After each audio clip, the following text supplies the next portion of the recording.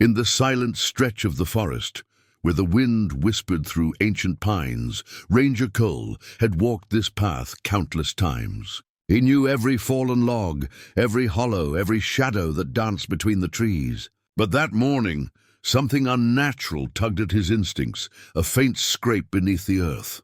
Kneeling, he unearthed a small, trembling body, a dog, its eyes wide with terror, half buried as if someone had tried to erase it from existence. Relief washed over him, quickly replaced by horror, when his fingers brushed against something cold and rigid beside the dog.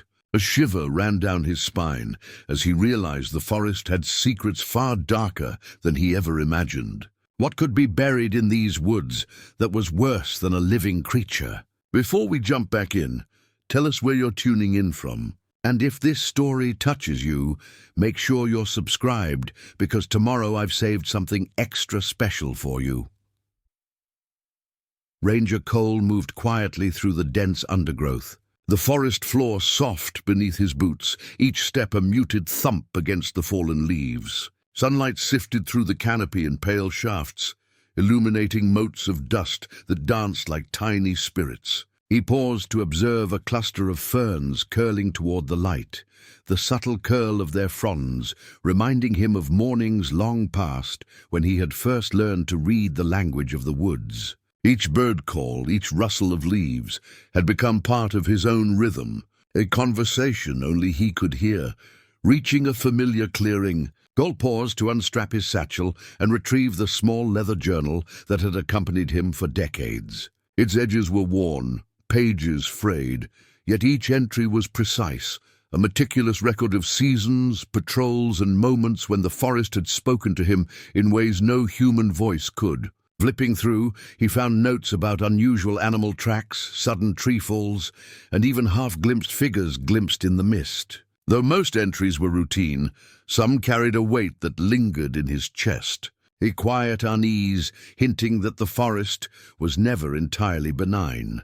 Cole's thoughts drifted to the townspeople he had known over the years. Faces blurred with age and memory, yet each name conjured a story. There was Mrs. Callahan, who had wandered too close to the river's edge during a spring flood, or old Thompson, whose hound had gone missing for days, only to return with a wary look that suggested it had glimpsed something unsettling. The journal was more than a record. It was a repository of warnings, of patterns observed and lessons learned. He ran his fingers over the inked pages, feeling the texture beneath his thumb, a tactile reminder of the passage of time and the weight of experience. The faint crackle of a branch drew him from the pages. He looked up, eyes narrowing, scanning the canopy for movement. A squirrel leapt from one limb to another, its tail flicking nervously. Even small creatures carried the forest's tension, as if instinct knew what humans often overlooked. Cole jotted a note: wildlife unusually cautious in northern quadrant. Possible disturbances noted. These observations, mundane to a stranger, held significance in a landscape that spoke in patterns, in whispers carried by the wind. Walking deeper into the woods, he recalled the years spent mentoring younger rangers, guiding them through the forest's subtle lessons. The patience required, the observation, the humility before nature's unpredictability. These were values he had lived by. Each patrol was a meditation, a quiet ritual that grounded him even as the world beyond the tree line spun with its relentless pace. Yet even in routine, there was anticipation, the unspoken understanding that something unexpected could arise at any moment. The journal had taught him vigilance, and now that vigilance had become instinct. Reaching a ridge that overlooked a distant stream, Cole paused to consider the landscape. Moss-draped rocks, the glint of water catching sunlight, the echo of a far-off hawk, all combined into a tableau both serene and subtly ominous. He took a slow breath, letting the forest fill him with its layered scents of pine, damp earth, and wildflowers. Each inhalation was an exercise in memory, a bridge between past patrols and the present. His pen scratched across the page. Ridge north of main trail shows unusual soil displacement. Investigate further. Keep journal updated. As he wrote, the sense of unease persisted, not acute but a shadow at the edges of perception. Cole was no stranger to the forest's moods. A calm morning could mask stormy danger beneath. He recalled an entry from years ago, describing a similar feeling, followed by the discovery of a bear's recent activity near a campsite. Experience had taught him to respect these instincts, to honor the quiet signals that demanded attention. The journal, in its patient accumulation of detail, served as both guide and mirror, reflecting his own attentiveness back at him. By the time he closed the journal, the sun had shifted, leaving elongated shadows stretching across the forest floor. Cole packed it carefully into his satchel, the leather worn but comforting against his side. He began the return walk along a narrow deer trail, his eyes catching every subtle movement, every shift of light and shadow. The forest seemed to breathe with him, alive and watchful, reminding him that it held secrets beyond human comprehension. Even in this calm, reflective patrol, a sense of foreboding lingered, though he could not yet name its source. He noted the feeling in his journal, a brief line beneath the careful observations of flora and fauna. For now, the forest remained an ally and a mystery, a place of beauty, history, and subtle menace. The journal, faithful and patient, would record it all, and Cole would continue to listen. Ranger Cole returned to the site where the dog had been buried, the early morning mist clinging to his jacket. The memory of the animal's terrified eyes lingered in his mind, and a knot of unease had settled in his chest. He knelt again in the disturbed earth, brushing away leaves and soil, trying to make sense of what had been partially unearthed the previous day. That's when his fingers brushed against cold metal beneath the dirt. Carefully he cleared the remaining soil, revealing a small, corroded box, etched with symbols that made no immediate sense. The box felt heavy, unnatural in its weight, as if it carried more than simple metal or paper. He lifted it gently, noting the precise placement in the ground. It had not been haphazardly buried. Someone had chosen the location with purpose, an intention that made the forest suddenly feel more deliberate, more watchful. Cole's pulse quickened, tempered by decades of experience that reminded him to remain calm, measured. Opening the box required careful handling. The hinges resisted with a faint squeal, revealing inside a mixture of objects, a small key, yellowed pages of writing, and fragments of what appeared to be a photograph. His eyes narrowed over the cryptic symbols scratched into the metal surface. They resembled no alphabet he had studied, yet they carried a strange rhythm, like a code meant for someone who knew its pattern. Cole reached for the pages, turning them delicately. The handwriting was hurried, the sentences broken, fragments of messages that spoke of fear, warning, and unseen eyes in the forest. A cold shiver ran down his spine. The discovery added an unexpected layer to the mystery. It was no longer simply about an abandoned dog. It was evidence of human involvement, deliberate and sinister. The fragmented photograph showed the edge of what might have been a campfire or a small structure, but it was too incomplete to provide certainty. Still, even this partial glimpse suggested the presence of someone hiding in plain sight, someone careful and calculating. Cole could almost feel the weight of their gaze, as though the forest itself had become a conduit for a human threat. He carefully replaced the contents and secured the box, making a mental note to return with gloves and proper tools. Yet even as he walked back along the trail, he felt the pull of the forest's quiet tension. Every snapping twig, every whisper of leaves in the wind seemed to speak in a language he could almost understand. The shadows between the trees were longer than usual, stretching toward him with subtle menace, yet familiar enough to keep him grounded. His eyes flicked over a cluster of footprints, partially obscured by fallen leaves, possibly made the previous night. They were too small for an adult human, too irregular for a deer. Yet another hint that the forest held anomalies waiting to be unraveled. Reaching the ridge that overlooked the clearing, he paused to breathe, letting the mist settle over him. Thoughts of the half-buried box and its contents twisted together with recollections from his journal, previous incidents, strange animal behaviors, and moments when the forest itself had seemed alive with intent. The discovery confirmed his suspicions. The dog's burial was no accident. Someone had orchestrated it, and the box was meant to remain hidden, a secret buried alongside the living creature. The implications gnawed at him. The forest was no longer a place of routine patrols. It had become a theater of secrets, each element intentionally placed for discovery or for concealment. Cole thought of calling for backup, yet hesitated. There was a delicate balance between bringing others into the mystery and preserving the integrity of the site. Too many people and the subtle clues might be disturbed.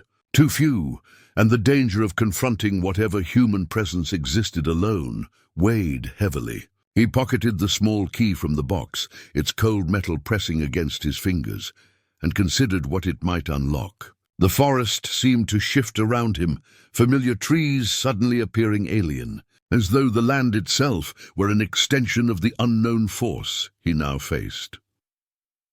By mid-morning, the site was quiet again, save for the occasional bird call and the rustle of leaves in the breeze. Cole stood over the clearing, eyes tracing the path the dog had scrambled from, the earth still soft and damp. The discovery of the half-buried box had transformed the encounter from a minor act of rescue to a full-fledged investigation. Each step away from the site was measured, his mind cataloguing what needed to be documented, photographed, and preserved. The sense of urgency increased, tempered by his deliberate, methodical nature. As he descended the ridge toward the forest road, he pondered the meaning of the cryptic symbols and fragmented notes. Each artifact added to a growing narrative, a story that stretched beyond a single dog or a single incident. Cole felt the weight of responsibility settle upon his shoulders, to uncover the truth, to protect the vulnerable, and to navigate the forest's secrets with patience and care. The first layer of mystery had been revealed, but he knew with certainty that the forest had far more to show, and far more to hide. Ranger Cole unfolded the fragile, a torn map across the hood of his truck, the edges frayed from years of handling. The paper smelled faintly of dust and damp earth, a reminder that it had survived storms, snow, and decades of neglect. The map detailed trails, streams, and ridges he had walked countless times, yet several sections were marked in inked annotations that no one had explained. These areas, crossed out or labeled with cryptic symbols, had always piqued his curiosity. Now, with the half-buried box and the dog's sudden appearance in mind, those neglected corners of the forest seemed less like oversight and more like deliberate concealment. Cole traced a finger along a narrow trail that vanished into a dense thicket. According to the torn annotations, it led to a place few rangers dared to tread, a grove shrouded in mist most of the year, where even seasoned forest trackers reported feeling a strange weight in the air. He paused, considering whether to follow it alone or wait for backup. Experience taught him that the forest offered lessons in patience, yet the sense of urgency pressed against him like the morning mist as he walked toward the unexplored section. Cole kept the map carefully in hand, glancing down to match landmarks with his surroundings. The smell of wet pine needles and moss filled the air, mingling with the faint metallic tang of recent rainfall. Fallen branches crunched beneath his boots, punctuating the otherwise still silence of the woods. Every shift in light, every rustle of leaves, carried significance. He was attuned to the subtle rhythms of the forest, yet even he felt a tension in the air, something deliberate, a force shaping the landscape in ways he could not yet discern. The trail narrowed as he approached a stand of ancient oaks, their gnarled roots twisting like veins through the earth. Cole knelt, examining the soil for tracks. A set of paw prints led alongside human footprints, both partially obscured by leaves. The dog he had rescued must have wandered here recently, he realized. And if someone had buried it intentionally, it followed that the same hand had left other clues. He marked the location on his map, the torn edges brushing against his fingers as though urging him forward. Hours passed as Cole carefully explored the area, uncovering remnants of previous intrusions, broken branches placed in patterns, faint scorch marks on the undergrowth, and small mounds of earth that suggested hidden burials. Each observation was meticulously logged, the torn map serving as both guide and record. He paused to take photographs, noting the juxtaposition of natural beauty and subtle menace. The forest, in all its serene grandeur, had grown increasingly sinister, as if aware that he had entered its private domain. Cole's mind wandered to the photograph fragment found in the half-buried box. He imagined the scene it might depict, a structure half concealed by trees, shadows stretching across walls worn by time. Perhaps these forgotten corners, marked by the torn map connected to that place, a network of secrets deliberately hidden from the casual observer. His pulse quickened, tempered by methodical calm. He had learned over years of solitary patrols that fear could cloud judgment while observation sharpened it. The sun began its descent, casting elongated shadows that crawled across the forest floor. Cole paused at a small clearing, the mist beginning to gather again, as if drawn to the hidden history of the land. He considered the day's findings, footprints, broken branches, scorch marks, and the cryptic annotations on the map. Each fragment suggested intentionality, a human hand shaping the forest in ways that defied explanation. Cole felt the weight of responsibilities settle over him anew. The dog, the box, the map, all were pieces of a puzzle whose picture he could not yet fully see. As twilight deepened, he set up a temporary observation point, choosing a ridge where he could watch the path he had just traversed. The torn map lay open beside him, a constant reminder of both guidance and mystery. He reflected on how much of the forest he truly knew, and how much had remained hidden in plain sight. Each decision, each turn along these trails had consequences he was beginning to understand. The forest's secrets were patient. They waited for those who dared to notice, revealing themselves only to those willing to look beyond the obvious. Night settled in with a chill, and Cole wrapped himself in a jacket, journal at hand. He sketched the area, noting every anomaly and marking locations with cryptic symbols that mirrored the map's annotations. Though the forest remained quiet, he sensed its latent energy, an undercurrent that reminded him the day's discoveries were merely the beginning. The torn map was more than a guide. It was a call to diligence, a warning that each step taken in these woods could unearth truths some would prefer remained buried.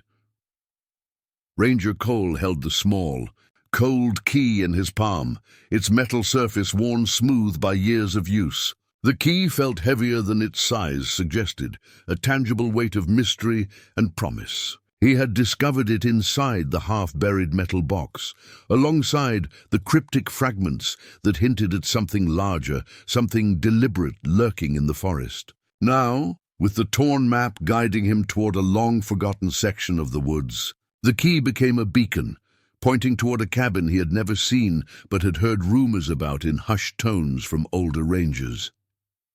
The path to the cabin wound through thick underbrush, each step a negotiation with gnarled roots and low-hanging branches. The sun had begun its slow descent, and shadows stretched across the forest floor like fingers reaching for the unknown. Cole kept his senses alert, noting every rustle, every shifting light, every faint scent of decay or smoke. The air carried the faint musk of damp earth and old wood, a reminder that time had claimed many corners of these woods, leaving only whispers and fragments behind. Eventually, the forest opened into a small clearing, and there it was, the cabin. Its wooden frames sagged under decades of neglect, shingles missing from the roof, and moss creeping along the walls as though the forest itself was reclaiming the structure. Windows were dark and opaque with grime, and the door hung slightly ajar. Cole approached cautiously, key in hand, noting the faint footprints leading toward the cabin, partially hidden by leaf litter. Someone had been here recently, he realized. Not animals, but human presence. He slid the key into the lock, its resistance betraying years of rust and disuse. With careful pressure, the bolt yielded and the door creaked open, revealing a dim interior. Dust motes floated in shafts of fading sunlight, highlighting the interior's state of decay. Broken furniture, scattered papers, and remnants of tools spoke of hurried abandonment or perhaps a deliberate departure meant to erase presence. Cole's eyes scanned the room, noting each detail with methodical precision. The forest had delivered another fragment of its story, and he was determined to read it. In one corner, a desk lay overturned, papers spilling across the floor. He knelt, brushing dust away, discovering documents, faded photographs, and a journal that bore similarities to his own. Notes in cramped handwriting described movements through the forest, observations of wildlife, and cryptic warnings. Cole felt a shiver run down his spine. The cabin was more than abandoned. It had been a watchtower of sorts, a place where someone monitored the forest and perhaps its human inhabitants. The key, the cabin, the half-buried box, they were pieces of an interlocking puzzle, each revealing a sliver of intent and hidden knowledge. Among the scattered items, Cole noticed a small container of matches and a rusted lantern. These objects suggested recent occupation, but the human signature was faint and careful, deliberately avoiding obvious traces. He examined the floorboards, finding scuffs that indicated movement in patterns, almost ritualistic. The air seemed thicker here, heavier, as if the forest itself had conspired to shelter these secrets. Cole made careful notes, photographing each item before collecting those that might yield forensic insight later. A faint draft stirred, causing the lantern to sway slightly, casting elongated shadows along the walls. He felt the hairs on his neck rise, a subtle reminder that the forest carried more than natural threats. Someone, or perhaps several someones, had used this cabin to hide, to plan, or to observe. And now those plans intersected with him, with the discovery of the dog, with the half-buried box, and with the patterns marked on the torn map. Each artifact was a breadcrumb, and he was beginning to follow a trail that led deeper than he had anticipated. Cole moved carefully to examine the cabin's corners, discovering hidden compartments and shallow depressions in the floor that suggested concealed storage. He found fragments of additional documents, torn photographs showing blurred figures in forested areas, and markings that echoed the symbols etched on the metal box. The connections were forming slowly, a web of intent and secrecy that the forest had guarded jealously for years. Before leaving, he made one final sweep, noting signs of recent footprints near the cabin's perimeter. Someone had been there recently, maybe even within days. The thought pressed heavily on him. He recorded the cabin's coordinates in his journal, sketched the layout, and noted the artifacts. Each observation was a piece of the larger puzzle, a puzzle that now demanded more than casual curiosity. It demanded careful, deliberate investigation. As Cole stepped back into the forest, the sun was nearing the horizon, painting the sky in muted shades of amber and violet. The cabin receded behind the trees, a silent sentinel holding its secrets. Cole felt the familiar mixture of anticipation and unease. The key had unlocked the cabin, but the forest had only partially revealed its story. Ahead lay more paths to follow, more artifacts to uncover, and more questions than answers. He tucked the key into his satchel, feeling its weight against his side, a reminder that each discovery brought him closer to the truth, yet also deeper into the unknown. Ranger Cole carefully unfolded the yellowed letter he had found tucked beneath a loose floorboard in the abandoned cabin. The paper was brittle at the edges, soaked in faint stains that smelled of iron and decay. He traced the jagged lines of the handwriting, uneven and trembling, as though penned under extreme duress. The words were fragmented, hurried, a desperate attempt to warn someone, anyone, of the danger that had crept silently through the forest. As he read, a chill settled into his chest. The letter was more than a message. It was a testament to survival, fear, and human cruelty. The contents spoke of a group, a clandestine assembly operating in the shadows of the forest. Symbols matched those etched on the half-buried metal box and scribbled across the torn map. Cole felt a tightening in his chest. the realization striking him that the danger was not merely isolated incidents or misguided trespassers. These were deliberate, calculated actions, part of a larger, malevolent design. The dog, the buried box, the abandoned cabin, all connected. The letter was a confession, a plea and a warning intertwined. Cole set the letter on the hood of his truck, eyes scanning the surrounding trees. The forest was quiet, almost reverent, yet he could feel the tension in the air, an invisible pulse beneath the canopy. He recalled previous patrols, times when the woods had seemed unusually still, almost anticipating human presence. Could those moments have been the same unseen group moving silently, watching, marking territory? The letter's words hinted at rituals, gatherings, and a meticulous selection of victims. The forest was no longer simply a natural preserve. It had become a stage for human darkness, obscured by shadows and foliage. He reread the letter, absorbing the urgency conveyed by its author. There were mentions of hidden paths, trap-like constructions, and warnings not to trust anyone outside a small circle. Cole's pulse quickened, tempered by the calm of decades spent navigating danger and uncertainty. Each fragment of information added weight to the mystery. The forest, with its ancient trees and whispered breezes, held human secrets just as perilous as any natural hazard. He could feel the gravity of responsibility pressing against him. He could not ignore this. Not with lives at stake. The handwriting grew more erratic toward the end, the lines overlapping, as though the writer had been interrupted or growing weaker. Cole's eyes lingered on a single sentence. They are patient. They watch, they wait. Don't go alone. The warning echoed in his mind, harmonizing with the instincts he had honed over decades. Solitude was a double-edged sword.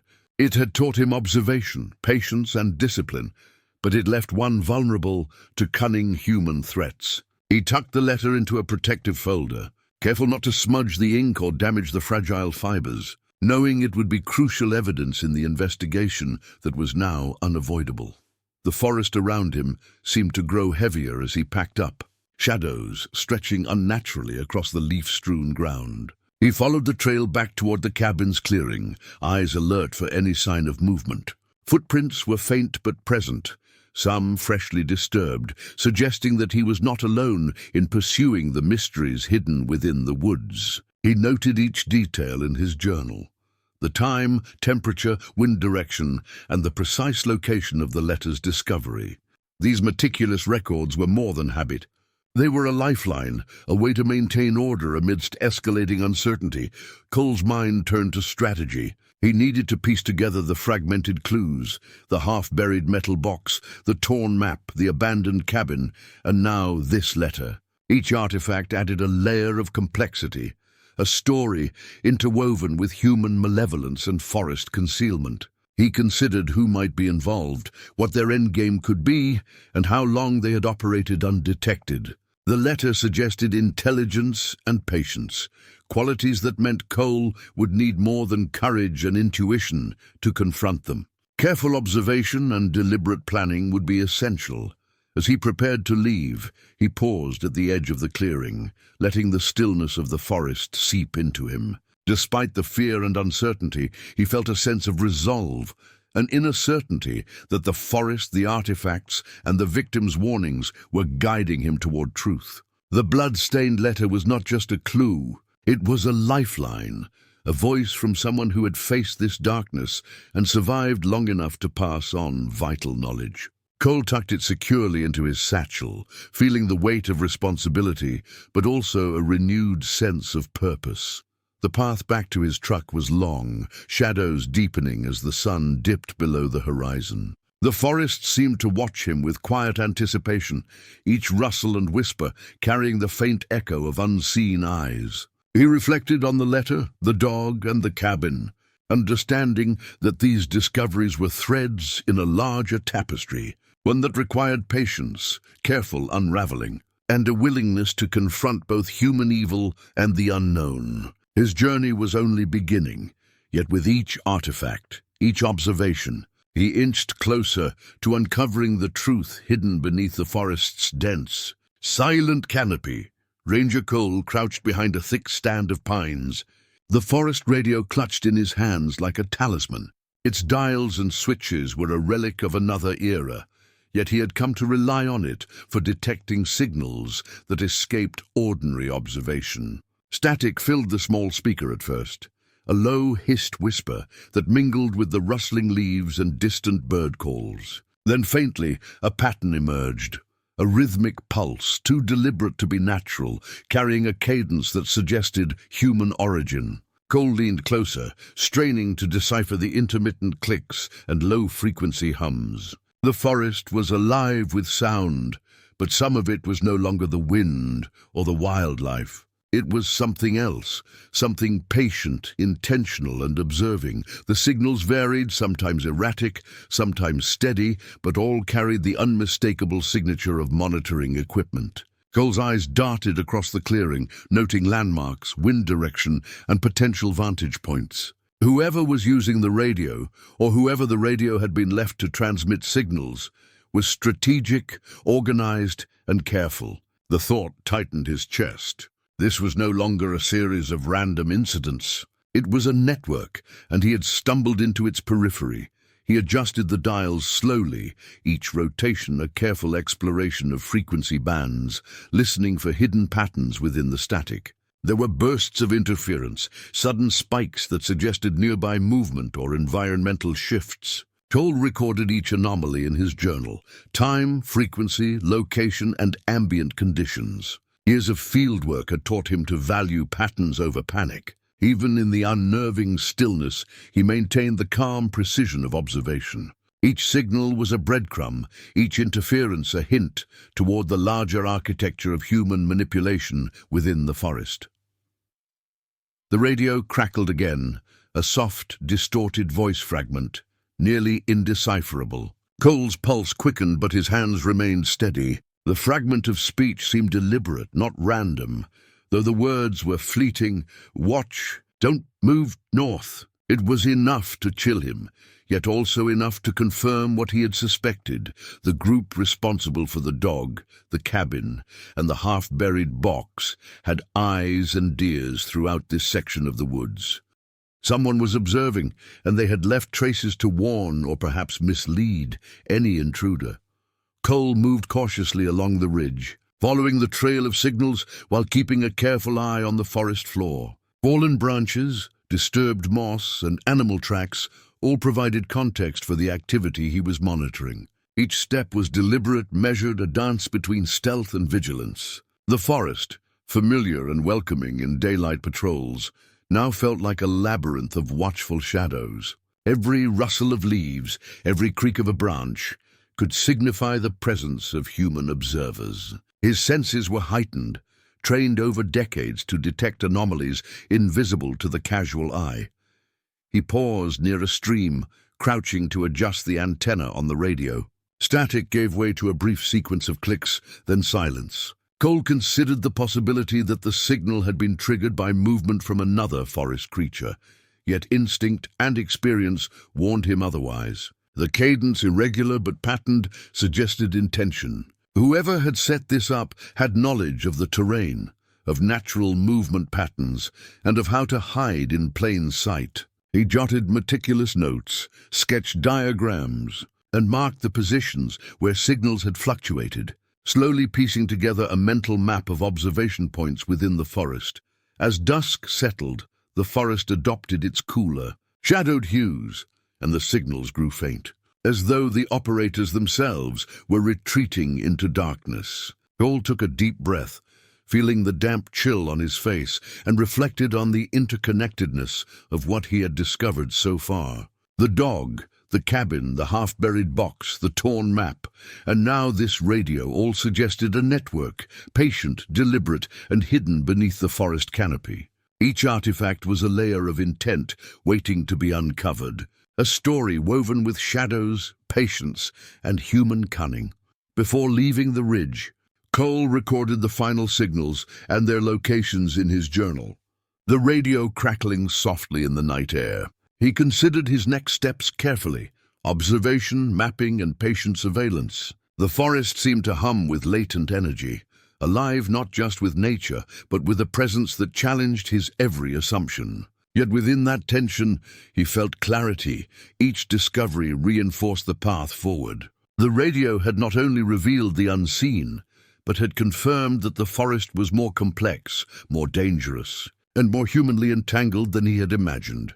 Cole packed the radio carefully into his satchel and began the slow descent toward his truck, eyes alert, ears tuned to every whisper of the forest. The signals were faint but persistent in his mind, each one a reminder that he was no longer a passive observer. He was part of the forest's hidden narrative. As the last light of day faded, he felt the weight of responsibility settle on his shoulders once again. He was moving deeper into a labyrinth of human secrecy, and the forest, patient and watchful, would not reveal its truths lightly. Ranger Cole stumbled upon a fragment of fabric caught in a low-hanging branch while traversing the northern ridge. The tattered cloak was damp with dew, its edges frayed, and the deep stains along its hem spoke of violence. He held it up to the dim light filtering through the canopy, noting the faint scent of iron lingering in the fibers. This was not simply clothing discarded. It was evidence of a struggle, of a life endangered, and possibly of the very people behind the cryptic messages and half-buried box he had encountered. The cloak's presence raised questions about who had worn it and what had befallen them in the shadows of the forest. Cole moved cautiously, using the cloak as a clue to trace movement through the underbrush. Each step was deliberate, a careful negotiation with roots, rocks, and unseen obstacles. The damp earth clung to his boots, leaving faint impressions that mirrored the subtle prints he tracked from the cloak's location. The forest, familiar and welcoming under daylight, now carried an atmosphere of latent menace. Each rustle, each snap of a twig, reminded him that someone or something had passed through recently. The cloak suggested haste, panic, and an urgent attempt to escape or conceal something dangerous. He examined the surrounding area, noticing scuffed leaves and disrupted moss patterns that formed an irregular path leading deeper into the forest. The tattered cloak's threadbare edges had snagged repeatedly, marking a line of movement he could follow. His experience in tracking told him the individual had been careful but desperate, leaving minimal evidence beyond the occasional disturbed leaf or broken branch. Cole took note of each disturbance, mentally mapping the sequence of actions and estimating time elapsed since the cloak's presence. Every detail mattered. The forest held truths in the smallest impressions, and he was determined to read them accurately. As he progressed, Cole recalled the blood-stained letter from the abandoned cabin. Connections began to coalesce in his mind.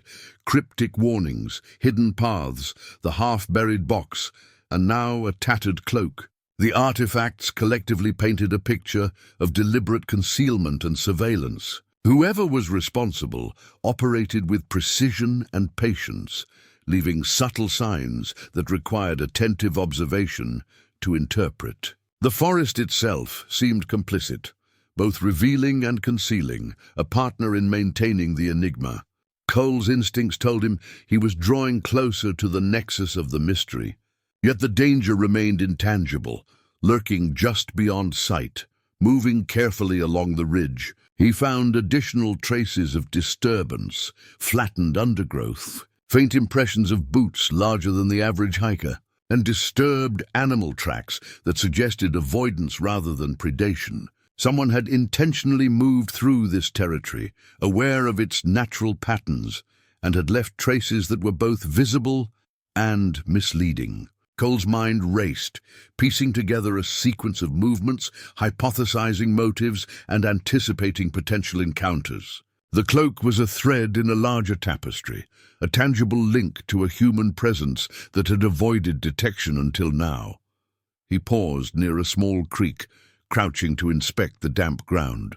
The cloak's path appeared to end here, partially submerged in shallow water, suggesting its wearer had either discarded it or fallen victim to some unforeseen event. Cole noted the position carefully, marking it on his journal sketch of the area. He photographed the site and collected the fabric for further analysis, careful not to disturb evidence that could later clarify the sequence of events. The forest seemed quieter here, yet every sound, the trickle of water, the rustle of leaves, carried amplified significance. Cole reflected on the cloak's implications. A person had struggled, fled, or fought in the forest, leaving behind a personal artifact that now connected the half-buried dog, the abandoned cabin, and the cryptic letter.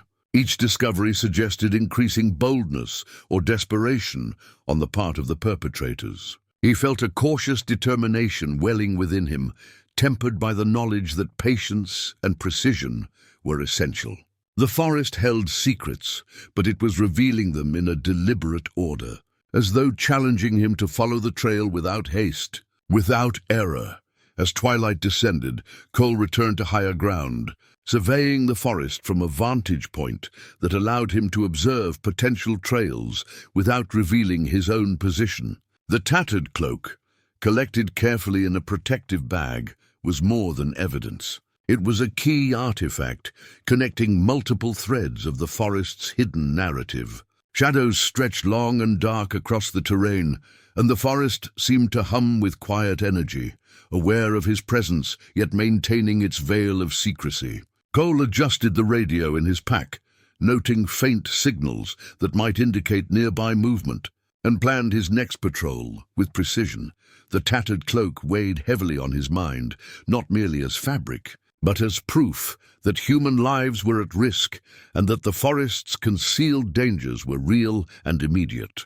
Each artifact collected, each observation recorded, brought him closer to understanding a network operating with patience and malevolence. The forest was no longer simply a place of natural beauty and routine patrol. It had become a stage for secrets, danger, and deliberate design. Cole understood that he was now not only a witness, but an active participant in uncovering what had been hidden for so long. Ranger Cole knelt beside the creek, eyes scanning the damp earth where the tattered cloak had ended its journey. His gaze fell upon a glint of metal, half buried in the mud. Carefully, he reached down and extracted a rusted hunting knife, its edge dulled and corroded from years of exposure to the elements. The blade was stained, darkened with a substance that could be soil or something far more sinister. Cole's breath caught. The knife was more than a discarded tool. It was a relic of violence, a tangible extension of the human malevolence he had been tracing through the forest. He examined the knife closely, noting the worn handle and jagged edge. Whoever had wielded it had left traces, and though the blade itself bore the scars of time, its presence here indicated recent activity, or at least a long-term intention to conceal a violent act. Cole photographed the artifact carefully, making note of its exact position relative to the creek and the previously discovered cloak. Each artifact added layers to the unfolding narrative, interweaving the past and present with dangerous precision. The creek itself, usually a tranquil stretch of water, seemed altered. The soft moss along the bank was trampled, disturbed by repeated footsteps, and the water carried faint signs of silt and movement. Cole crouched, running his gloved fingers over the ground, detecting impressions of boots, paws, and other shapes he could not immediately identify. The knife's presence suggested a confrontation or escape, but he could not yet determine the specifics. The forest, patient and secretive, offered clues sparingly, challenging him to connect fragments of evidence before the story dissolved into shadows. He recalled the blood-stained letter, the tattered cloak, and the cabin. Each item represented a thread of the same tangled web, a human narrative hidden within nature's expanse. The knife linked the intangible warnings to physical reality, a reminder that the forest's secrets were not merely symbolic, but lethal. Cole considered the sequence of events that might have led to this moment. Someone fleeing, someone observing, someone orchestrating actions behind the veil of trees. The forest was no longer simply terrain to patrol. It was a complex stage of human intentions, each artifact a prop, each trace a line of dialogue. Cole adjusted his position to examine the creek more closely, moving along its bank in deliberate, careful steps. The mud gave way beneath his boots, leaving a trail for his own reference, yet he remained acutely aware of other potential observers. Faint rustling in the underbrush suggested that he was not alone, though the sounds were subtle, easily explained by wind or small creatures. Still, instinct honed by decades of forest work warned him not to dismiss anomalies. Each element, the knife, the cloak, the disturbed moss, hinted at human activity with intention and consequence. He crouched beside the knife again, noting the unique marks along the blade. Small nicks suggested repeated use, possibly for hunting, but equally likely for self-defense, or worse. The blade's angle and wear patterns hinted at someone familiar, with handling sharp tools, someone accustomed to moving silently and swiftly through wooded terrain. Cole logged these observations meticulously, drawing sketches in his journal to correlate with footprints, soil disturbances, and other clues discovered during previous patrols. He understood that careful documentation was essential for connecting the dots that the forest only revealed piece by piece. As the sun dipped lower, shadows stretched across the creek, transforming familiar shapes into abstract forms. Cole's mind wandered to the dog, the half-buried box, the cabin, the radio, the cloak, and now this knife. Each artifact added urgency to the investigation, yet also clarity. Patterns were emerging: deliberate concealment, surveillance, threats of violence, and the deliberate orchestration of fear. The forest, once a sanctuary, had become a silent witness to human cruelty, a repository of hidden stories waiting to be uncovered. Cole pocketed the knife in a protective sheath, careful to preserve any evidence it might hold. He studied the creek, noting where the disturbed moss and soil ended, and marking a line of potential pursuit. The artifact was a warning, a piece of the larger puzzle that demanded patience, observation, and strategic thinking. He reflected on the interconnectedness of the items he had discovered so far, and realized that the forest had a rhythm, a logic of concealment and revelation that only careful attention could decipher. By twilight, Cole stood on higher ground, observing the creek below, reflecting on the knife's significance. It was more than metal. It was proof that someone's intentions had crossed the line from threat to action. The forest, still and watchful, seemed to challenge him. Follow the clues carefully, or risk losing the thread of the story entirely. Cole understood the stakes now more clearly than ever. Human danger lurked beneath the familiar canopy, and patience, caution, and insight were his only defenses against what might be waiting further along the trail. Ranger Cole carefully unfastened the small padlock, securing the leather-bound journal he had found hidden beneath a loose floorboard in the cabin. The lock resisted at first, squealing faintly as he applied steady pressure, but with patience it clicked open. The journal's pages were worn and yellowed, edges curling from years of handling. Cole inhaled the faint scent of old ink and damp paper, and a shiver ran through him. Whoever had written these entries had intended to conceal them, yet the forest itself had betrayed their secrets, leaving the journal exposed for discovery.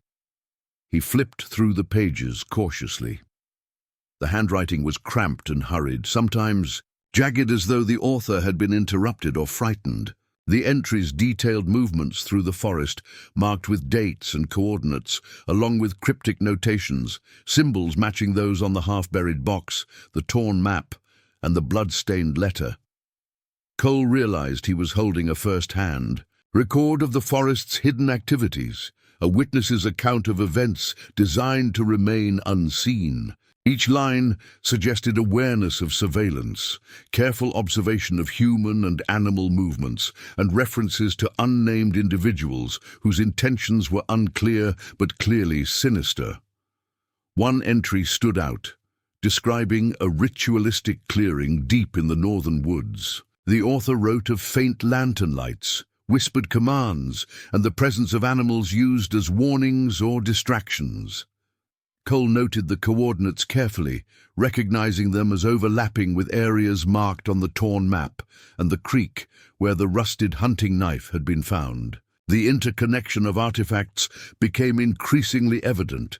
Each discovery pointed to the same network, a deliberate orchestration of fear, secrecy, and control.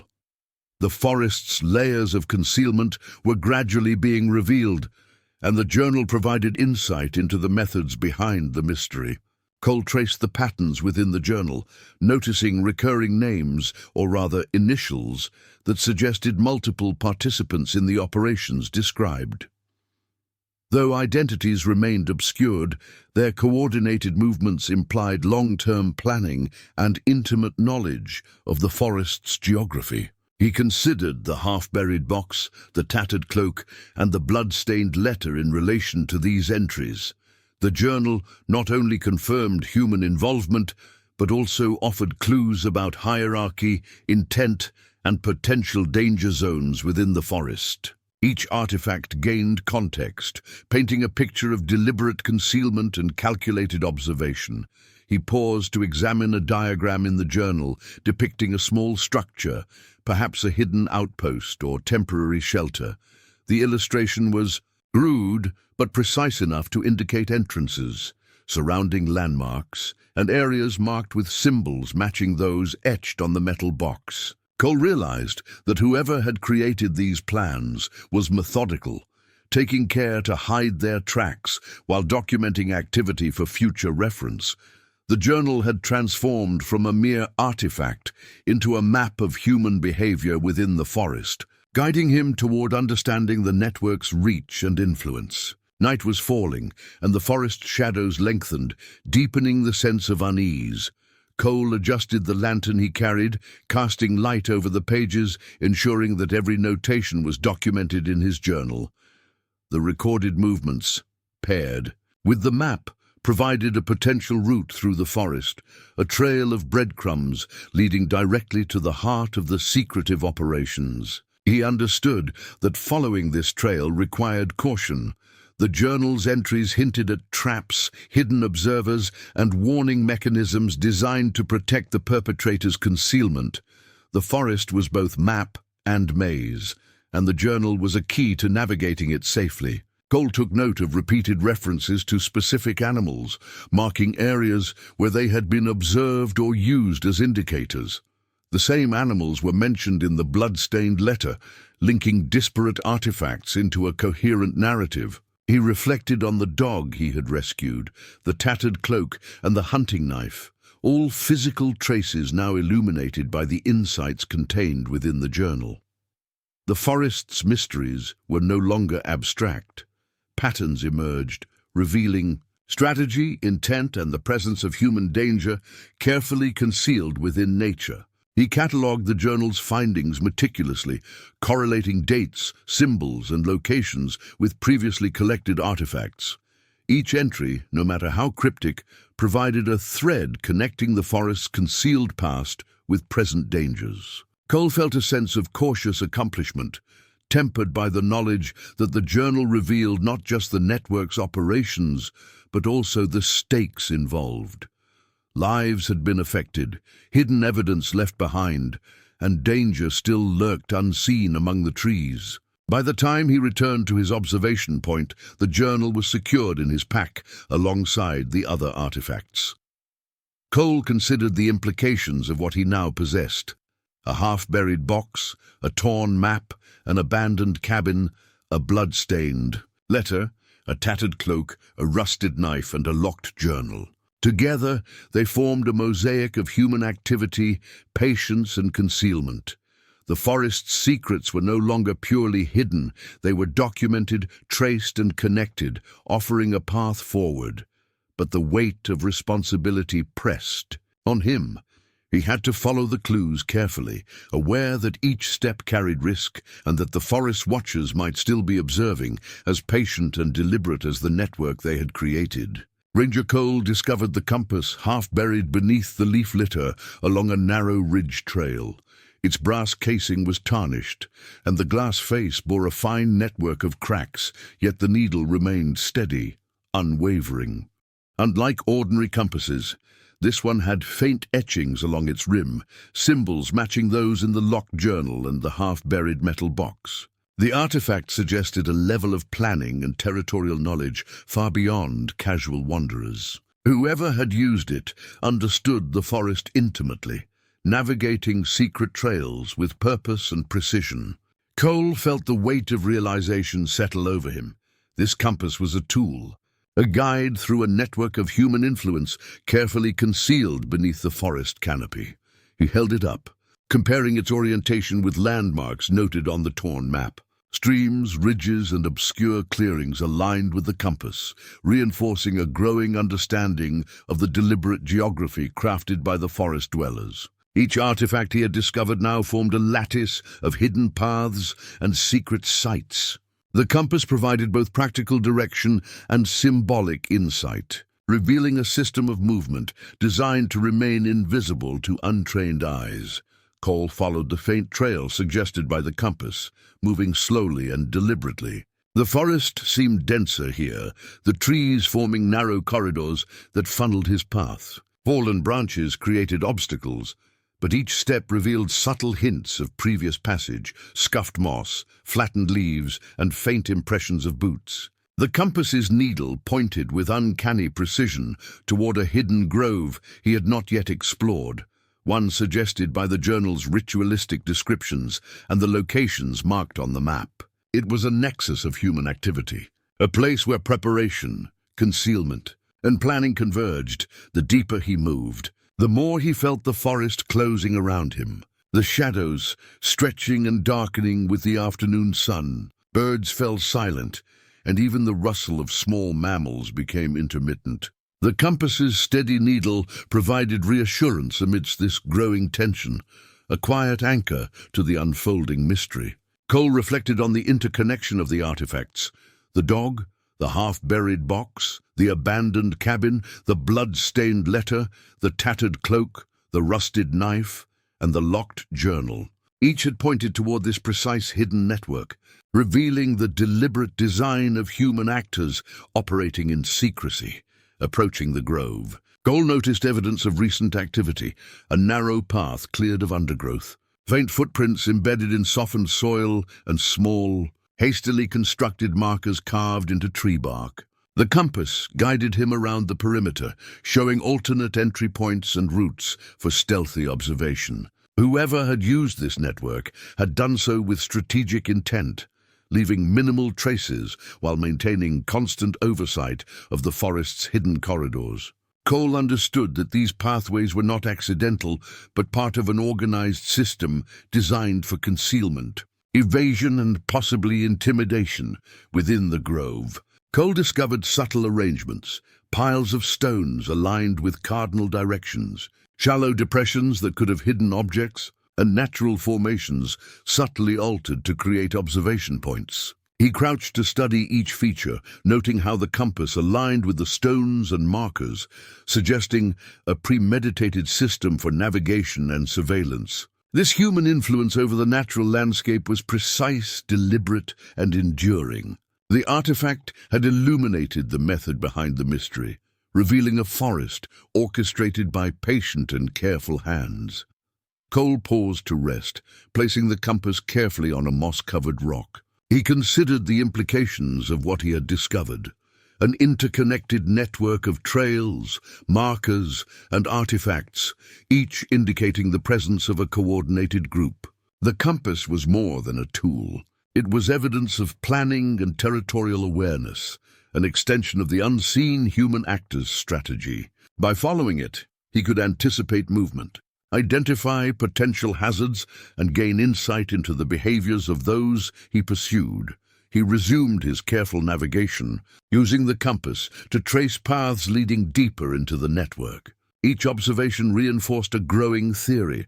The forest dwellers had long established routines, relying on secret routes to move undetected and maintain control over hidden areas. Cole noted potential risks, alternative escape routes, and vantage points, knowing that the next discovery could be either revelatory or dangerous. The compass's needle remained steady, a guiding point amidst uncertainty, offering direction, focus, and clarity in the labyrinthine forest.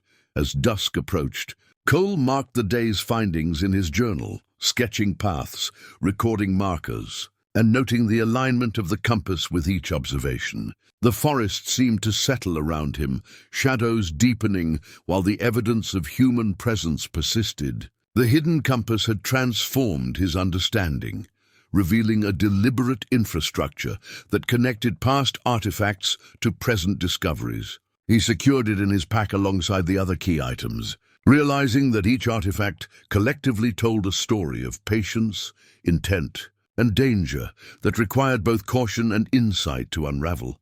Ranger Cole noticed a small glimmer beneath the roots of an ancient oak, partially hidden by moss and fallen leaves. Kneeling, he uncovered a sealed vial, its glass darkened and slightly clouded with age. The cork was intact, though damp and swollen from exposure to the forest's humidity. Inside, a faintly viscous liquid shimmered with an unsettling hue, catching the limited light filtering through the canopy. Cole felt a pang of unease. The vial was more than a simple container. It was evidence of deliberate activity, potentially dangerous or ritualistic, concealed with care in a remote section of the woods. He examined it closely, noting faint etchings on the glass, symbols resembling those in the journal and on the half-buried box. Whoever had hidden this vial had done so deliberately, ensuring that it would be discovered only by a careful observer, or perhaps left as part of a ritualistic pattern. Cole considered the implications. Chemicals, medicinal preparations, or even poisons could be involved. The forest, once a simple environment of observation and tracking, now seemed layered with human intentionality and secrecy. The surrounding area bore signs of disturbance: flattened moss, scattered stones, and small depressions that suggested careful placement. Cole hypothesized that the vial was not left at random, but positioned as part of a larger system, possibly linked to the network of artifacts, trails, and observation points he had been documenting. The forest was becoming a living map of human behavior, each element reinforcing the evidence of intentional activity and hidden knowledge. He photographed the vial, sketching its placement relative to landmarks, and carefully packed it in his satchel. Moving cautiously, Cole reflected on the vial's significance. It was connected to other artifacts. The tattered cloak suggested struggle. The rusted knife hinted at violence. The locked journal and forest radio detailed surveillance. And the hidden compass illustrated navigation through a secretive network. The vial added a new dimension, chemical, ritual, or symbolic, a tangible manifestation of human intent embedded within the forest. Each discovery deepened the understanding that he was observing a coordinated system, not isolated incidents.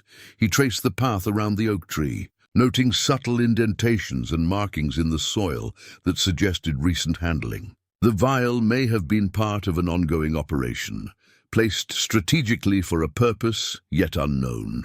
Cole considered the potential dangers: chemical exposure, traps, or the presence of individuals monitoring the area. He kept his senses sharp, listening for unusual sounds, noting changes in the wind, and observing subtle shifts in wildlife behavior that might indicate human activity. The forest's quiet tension pressed around him like a living entity. As he continued his careful survey, Cole examined nearby stones arranged in a semicircle, reminiscent of the ritualistic patterns described in the journal.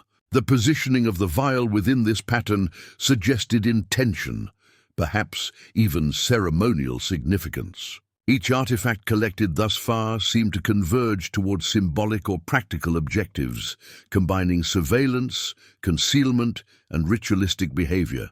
Cole realized that understanding the forest network required not only observation, but also interpretation of intent, motive, and method. He considered the broader implications. The vial could indicate preparation for chemical use, either as a deterrent, a weapon, or part of a ritualistic act. Its presence validated suspicions that the human actors had a complex, layered agenda, combining fear, secrecy, and control over the environment. Cole noted the importance of securing the artifact for further examination, understanding that laboratory analysis could reveal its composition, potency, and potential danger. As he moved toward higher ground, the vial secured safely in his pack, Cole reflected on the cumulative evidence. The dog, the half-buried box, the cabin, the blood-stained letter, the tattered cloak, the rusted knife, the locked journal, the hidden compass. And now this sealed vial all formed a tapestry of hidden human activity. The forest, patient and deliberate, revealed these layers slowly, forcing him to consider connections, anticipate patterns, and approach each discovery with cautious respect. He paused at a clearing, observing the fading light as shadows deepened, and allowed himself a moment to integrate the new information. The vial was both clue and warning, an artifact that emphasized the forest's duality, natural beauty overlaying human danger. Cole understood that the forest's narrative was accelerating. Each artifact added urgency, complexity, and insight, preparing him for confrontations and revelations still ahead. The sealed vial was not merely evidence. It was a signal that the forest's hidden network remained active, deliberate, and dangerous, waiting for those who dared uncover its secrets. Ranger Cole approached a small clearing where the underbrush had been recently disturbed. Amid the blackened remains of fallen branches, he spotted the charred remnants of a notebook, its edges curled and crisp from fire. Picking it up carefully with gloved hands, he noted the faint traces of smudged ink, partially legible despite the flames that had attempted to erase its contents. The notebook carried the unmistakable weight of secrets someone had desperately tried to hide, and Cole felt a shiver of realization. The forest dwellers were not only careful and methodical, but also actively concealing evidence of their activities. He examined the legible fragments, recognizing handwriting consistent with previous artifacts, the locked journal, the half-buried box, and the blood-stained letter. Though much of the text was obscured, hints of planning, observations, and coded warnings remained. One passage mentioned the Northern Pass and the Watchers, phrases that immediately aligned with locations marked by the hidden compass and the signals picked up on the forest radio. The charred notebook confirmed his suspicions. There was a coordinated network of individuals operating with intention and secrecy.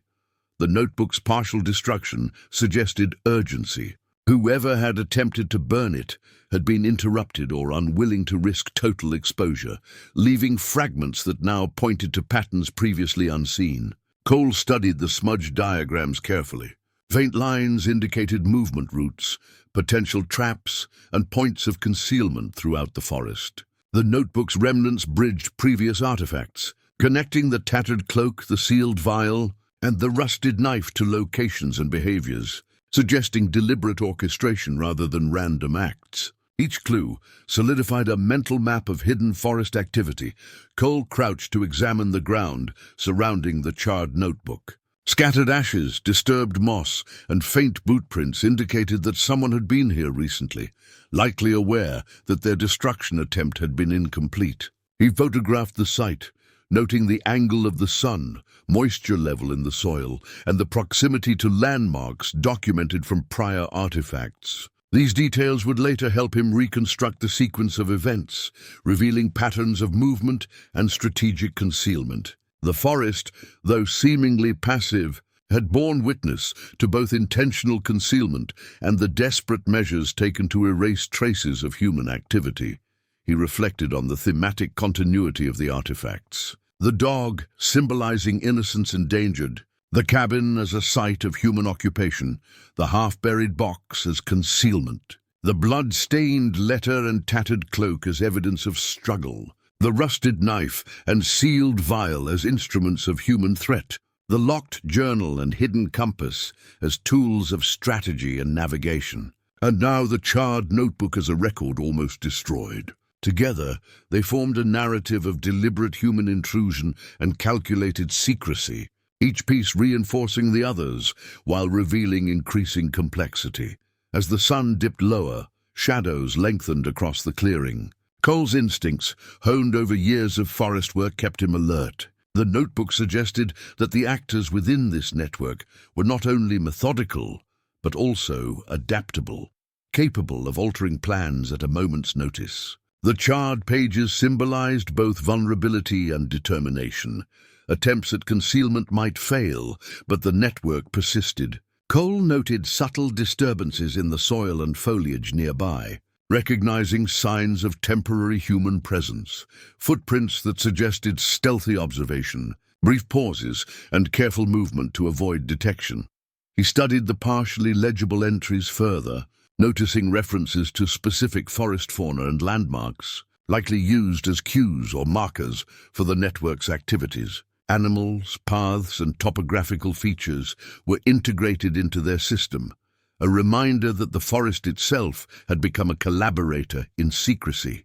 Cole compared these details to the locations of previously collected artifacts, mapping relationships that revealed both strategic placement and ritualistic significance. The charred notebook acted as a key, unlocking patterns that had previously been obscure or invisible.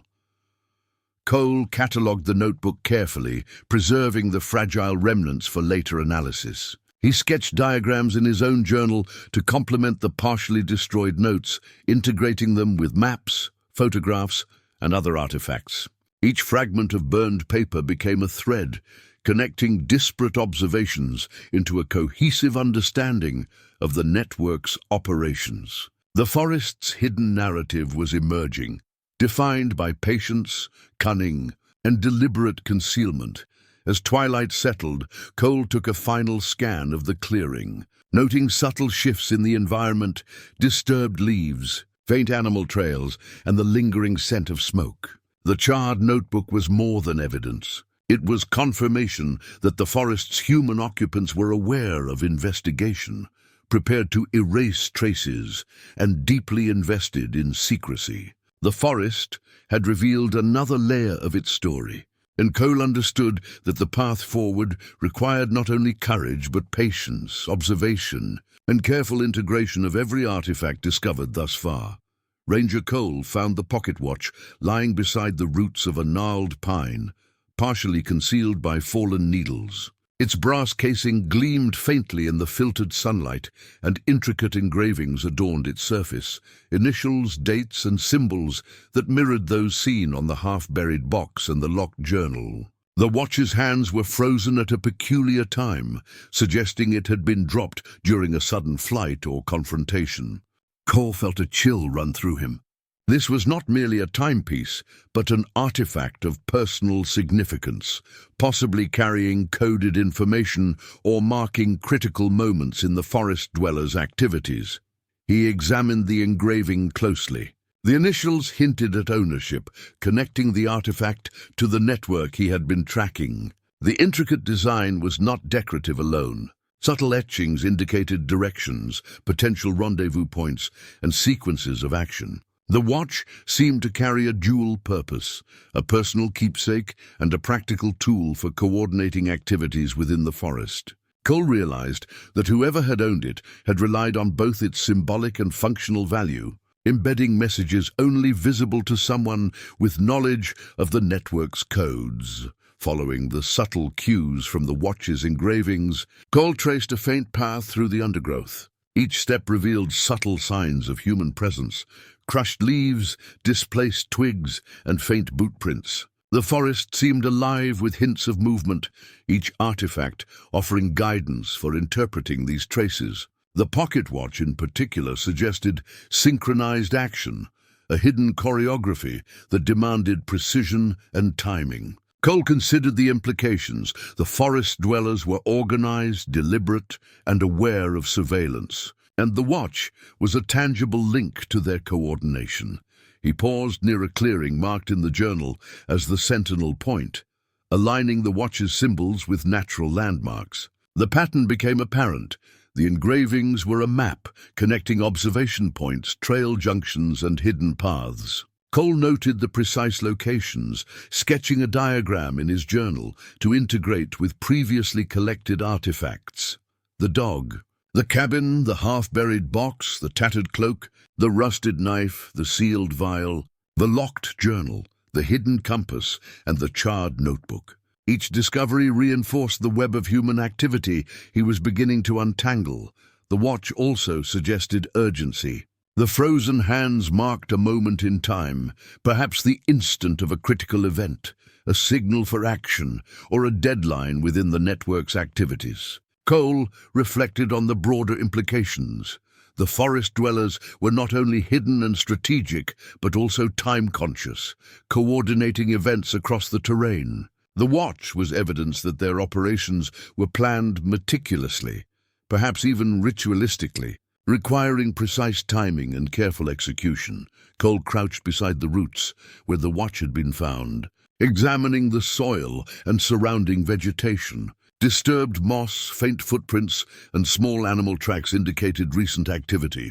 The forest had preserved evidence of movement, and the watch acted as a focal point, connecting past actions to potential present operations. Cole photographed the area and carefully pocketed the artifact, understanding that its engravings might provide critical insight into timing, coordination, and intent.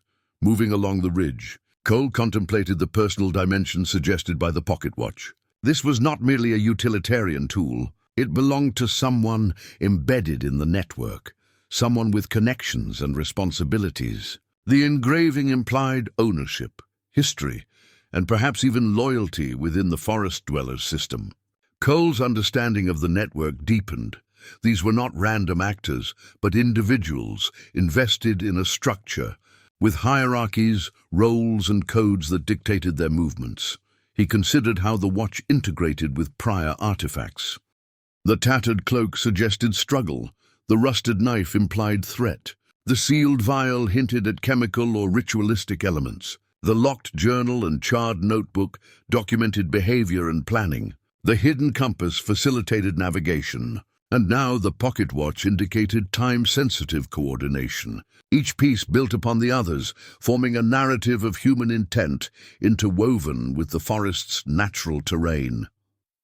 As daylight faded, Cole secured the pocket watch in his pack, noting its location and potential connections in his journal. He paused at a vantage point to observe the forest below, shadows stretching long and dark. The artifact reinforced a growing awareness. The network he was investigating was methodical, intelligent, and potentially dangerous. The watch was a key, both literally and symbolically, to understanding the timing, structure, and personal connections of the forest dwellers. Each artifact now provided not just evidence, but a lens to interpret the deliberate orchestration of human activity within a landscape designed to conceal and protect secrets. Ranger. Cole unfolded the weathered map he had found tucked inside a hollow tree near the northern ridge. The edges were frayed, corners stained with moisture, and faint smudges hinted at frequent handling. Faint pencil marks traced routes through dense undergrowth, circled clearings, and indicated small symbols, some matching those etched into the half-buried box, the locked journal, and the pocket watch. This was no ordinary map. It was a blueprint of human activity concealed within the forest, documenting paths, hideouts, and points of coordination used by the dwellers he had been tracking. Cole examined the routes carefully. The trails were irregular, looping through natural obstacles and integrating landmarks that would be recognizable only to those familiar with the terrain. He noticed faint notations that suggested timing cues, rendezvous points, and areas designated for observation or concealment. Each line and symbol aligned with prior artifact locations. The creek near the rusted hunting knife, the grove indicated in the hidden compass, and the clearing associated with the charred notebook. The map was a key, connecting disparate discoveries into a coherent network. He traced a potential route along the map, following the natural topography and using the compass to maintain accuracy. The forest beneath him was dense but familiar. The map revealed hidden corridors that had allowed the dwellers to move undetected, leaving artifacts like the tattered cloak and sealed vial behind. Cole noted subtle disruptions along the trails, disturbed moss, faint boot prints, and occasional animal tracks that suggested avoidance rather than predation. These signs confirmed the map's utility and hinted at the network's careful orchestration of movement. The map also revealed timing considerations. Several markings indicated sequences, possibly denoting when certain individuals or groups would occupy specific locations. Cole reflected on the significance. The dwellers were not merely hiding, they were coordinating, synchronizing movements across the forest to maintain control and evade detection. This explained the presence of artifacts at precise points. Each item was strategically placed to convey information, mislead observers, or serve as markers for the network's operations. He paused to study a notation near a small stream, recognizing it as the area where he had discovered the rusted hunting knife and the tattered cloak. The map suggested that this location was a node within the network, a convergence point for movement and observation. The sealed vial and charred notebook were nearby nodes, positioned along trails that converged at this stream. Each artifact was more than incidental. It was part of a deliberate system, carefully designed to communicate, coordinate, and conceal. Cole marked the trails on his own journal, correlating the map with previous discoveries. The patterns revealed strategic depth, routes that avoided common paths, clearings that served as observation points, and hidden areas for temporary storage or concealment. The map transformed his understanding of the forest, showing that it was not merely a backdrop for human activity, but an integrated partner in the network's design. Every trail, bend, and landmark carried meaning, a deliberate interplay between natural features and human intention. Moving cautiously along one of the indicated routes, Cole noted signs of recent activity, fresh footprints, displaced leaves, and subtle disturbances suggesting vigilance or surveillance. The dwellers were aware of the forest's observers, integrating countermeasures into their patterns of movement. The map indicated not only paths, but also contingency routes, alternative passages, and areas where artifacts might be relocated if discovered. Cole's mind raced, synthesizing the map with the compass, the locked journal, and other items to anticipate potential locations of remaining evidence or danger. The weathered map also hinted at hierarchy within the network. Certain symbols were larger or more elaborate, possibly indicating leadership nodes or primary decision points. Cole considered the implications. The dwellers were organized, disciplined, and deeply familiar with the forest's terrain. The map reinforced the idea that he was not merely following trails, but engaging with a system of human behavior that had persisted over time, carefully layered within the natural environment. As dusk fell, Cole secured the map in his pack alongside the other artifacts: the dog, the half-buried box, the cabin, the blood-stained letter, the tattered cloak, the rusted knife, the locked journal, the hidden compass, the charred notebook, the sealed vial, and the engraved pocket watch. Each piece contributed to an expanding understanding of the forest network.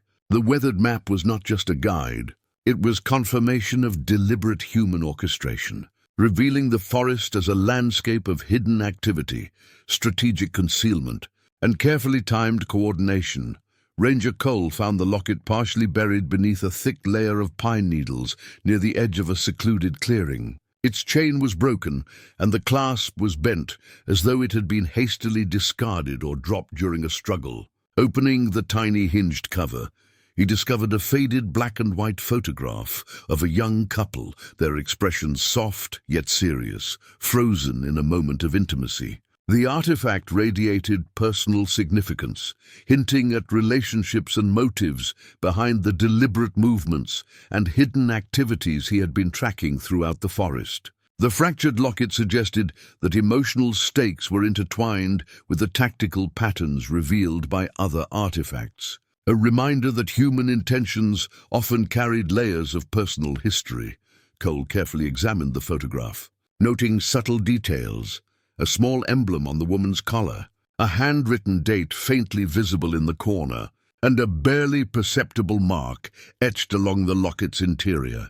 The markings mirrored symbols he had observed in the locked journal, the half-buried box, and the engraved pocket watch. Each artifact increasingly suggested that the forest's network was not only operationally organized, but also emotionally motivated, driven by relationships and loyalties invisible to casual observers. The locket represented a human dimension, one that intertwined sentiment with strategy, connection with concealment. He traced the path leading to the clearing, observing subtle disturbances in the soil, flattened moss, and faint animal tracks. The locket's placement suggested a deliberate act, either discarded intentionally, dropped during a hurried movement, or left as a message. Its presence confirmed that human activity was not purely logistical.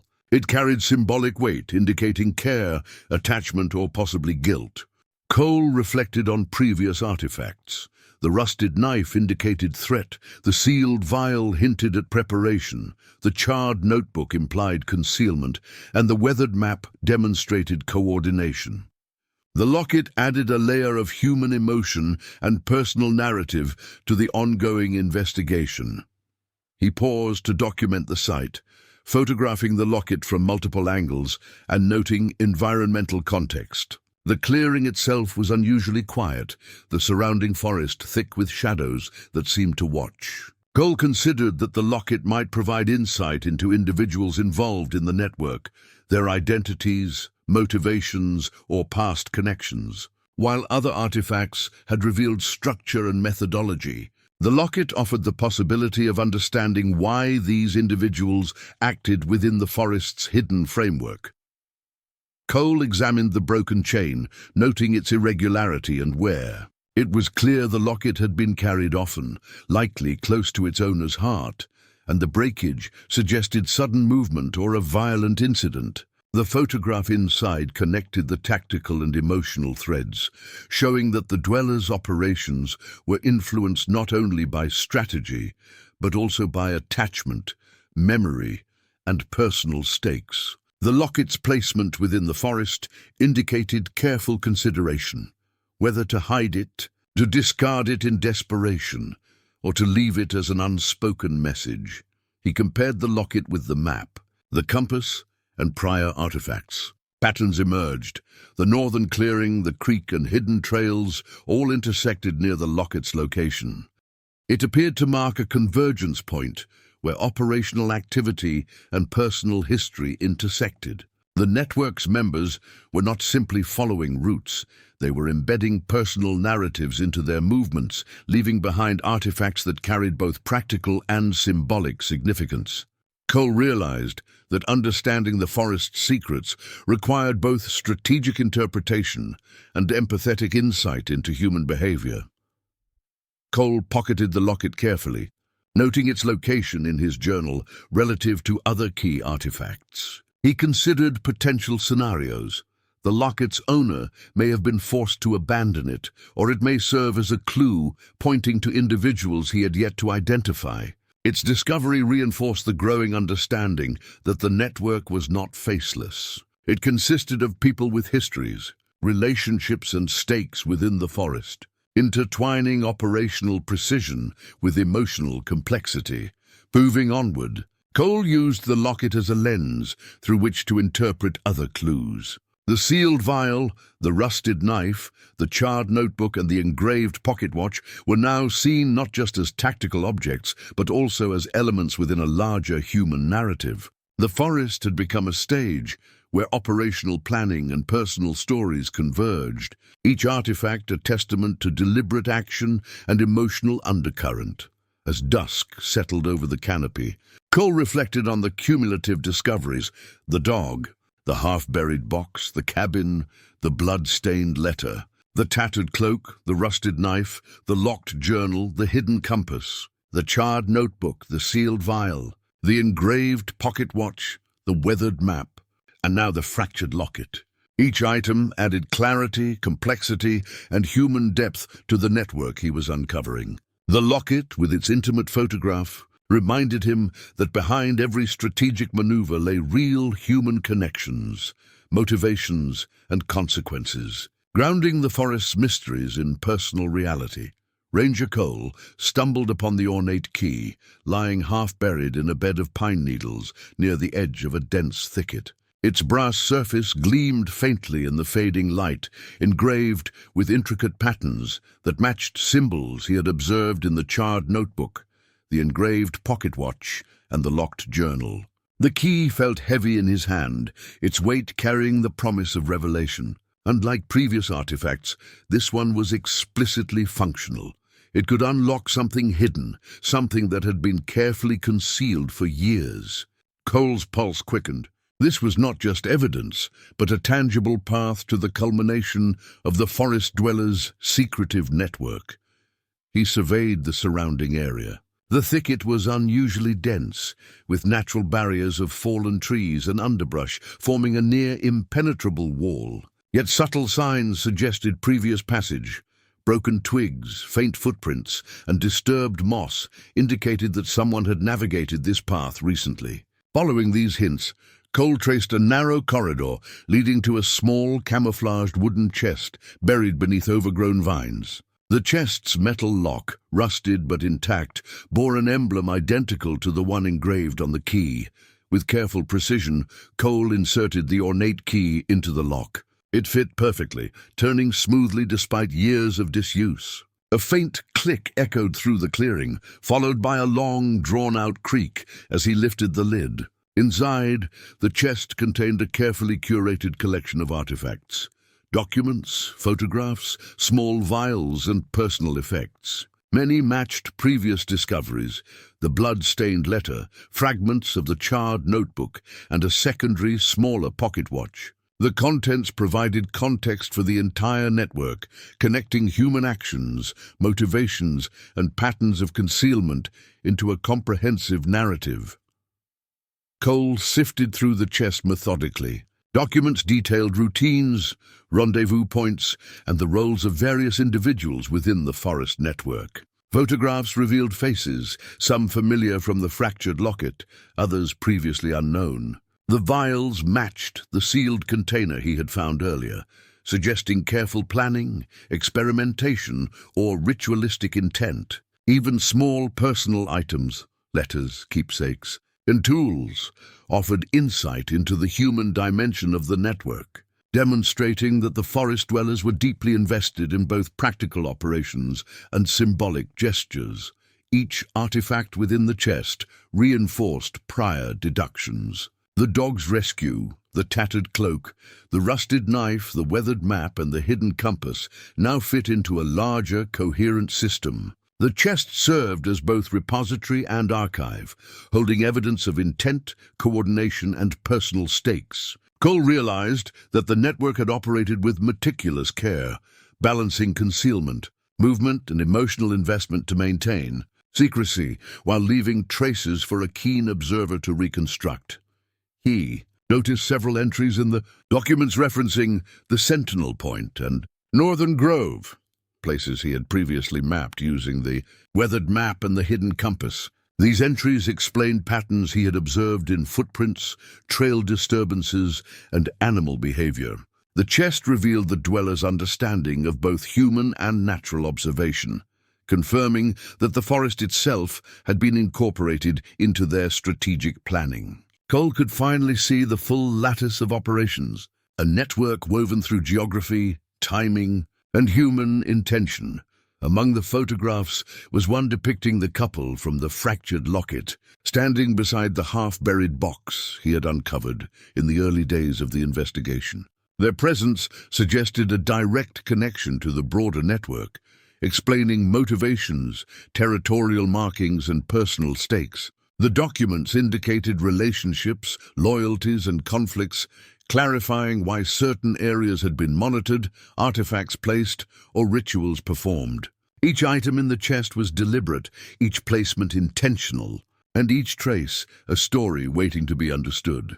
Cole spent hours cataloging and photographing the chest's contents, integrating them with previous notes and observations. The ornate key had unlocked not only the physical repository, but also the final understanding of the forest network's scope, structure, and human complexity. He felt a profound mixture of relief, awe, and responsibility.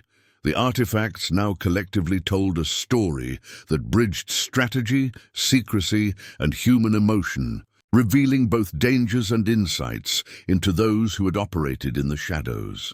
As dusk fully descended, Gold secured the chest and the key, ensuring they were safely transported back to his base for analysis. The forest around him was quiet, the shadows deep, but the narrative of hidden actions, concealed motives, and deliberate planning had been illuminated. The ornate key had transformed his investigation from a collection of scattered clues into a complete mosaic, offering clarity, closure, and the final piece of the puzzle. With the chest unlocked, Cole understood that the forest's secrets were finally laid bare, connecting every artifact, every hidden path, and every human intention into a single, coherent story of mystery, danger, and revelation.